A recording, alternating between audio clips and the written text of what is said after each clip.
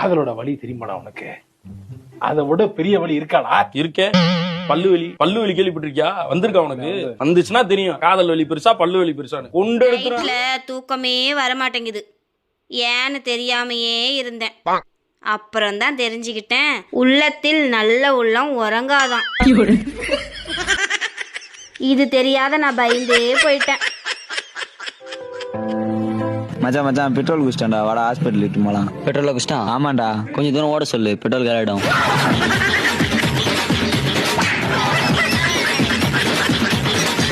ஏங்க, உங்களுக்கு என்கிட்ட பிடிச்சது என்னோட அழகா இல்ல என்னோட அறிவா? இந்த ஜோக்கு தான். ஹலோ, அறிவைதி வீடா?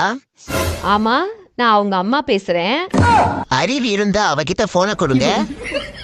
என்னடா அம்மா வீட்டு போய் 10 நாள் ஆகுது, நீ ஊருக்கு வரியா? ஆமாங்க, உங்களுக்கு எப்படி தெரியும்? அது ஒண்ணும் இல்ல, இன்னைக்கு ராசி பண்ணல எனக்கு துன்பம் தேடி வரும்னு சொன்னாங்க, அதான் கேட்டேன். ஏங்க, இந்த ஹெல்மெட்டும் பொண்டாட்டியும் ஒண்ணுதான் தெரியுமா? எப்படி சொல்ற? ரெண்டையுமே நீங்க தலைமையில வச்சுக்கலீங்கன்னா உயிரே போயிடும். என்ன கொழுகட்ட கோவமா உட்கார்ந்திருக்கே? என்னடி ஆச்சு? எனக்கும் என் புருஷனுக்கும் அடிக்கடி சண்டை வருது. அந்த ஒரு விஷயம் மட்டும் நடக்காம இருந்திருந்தா எங்களுக்குள்ள எந்த சண்டையும் வராது, 2 பேரும் சந்தோஷமா இருந்திருப்போம். அப்படி என்னடி நடந்தது? கல்யாணம் தான். குந்தாணி, உன்னால கல்யாணம் முறிங்கல கட்டி வச்சு உரிக்கறேன்டி. ஏங்க, உங்க அப்பா அம்மாவை தவிர வேற யார் கால்லயே விழுகணும் அப்படின்னு நினைச்சீங்கன்னா நீங்க யார் காலில் விழுவீங்க? என் மாமனார் காலில். எங்க அப்பா காலிலையாங்க? எங்க அப்பாவை அவ்வளோ பிடிக்குமா உங்களுக்கு?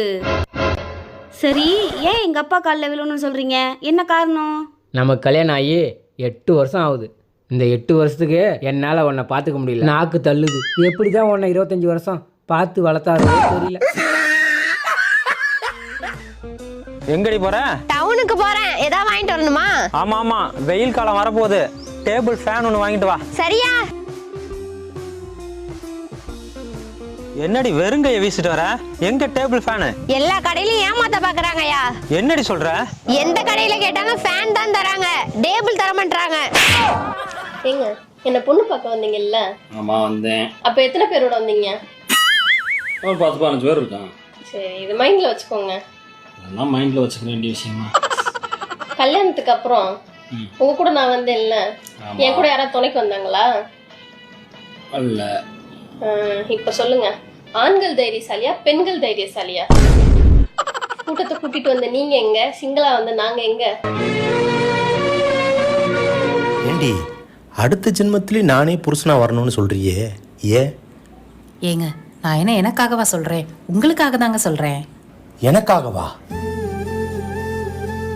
அடுத்த ஜென்மத்துல இப்ப பண்ற மாதிரி கொடுமையெல்லாம் படுத்தாம இருப்பியா? தப்பா புரிஞ்சுக்கிட்டீங்க. அடுத்த ஜென்மத்துல வேற ஒரு பொண்ணை கல்யாணம் பண்ணி அவ வேற வேற வேலையெல்லாம் சொல்லி புதுசா அதெல்லாம் கத்துக்கிட்டு நீங்க ரொம்ப கஷ்டப்படுவீங்க. ஆனா இந்த ஜென்மத்துல நம்ம வீட்டுல எனக்கு என்னெல்லாம் வேலை செய்யணும்னு ஆல்ரெடி பிராக்டிஸ் பண்ணிட்டீங்க. அதே வேலையை நீங்க செஞ்சா போதும்.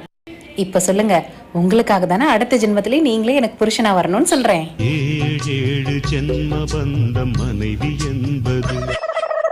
இருந்தா எங்கள் அம்மா ஃபோன் பண்ணாங்க, கிளம்பு போகலாம். அப்படியே உங்கள் அம்மா வீட்டுக்கும் போயிட்டு வரலாம்.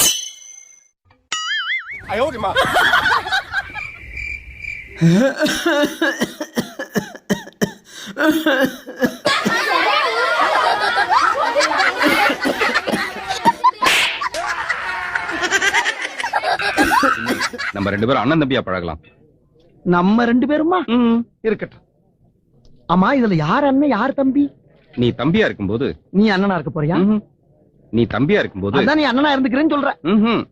நீ தம்பியா இருக்கும்போது நீயே தம்பியா இருக்க. ஐயோ,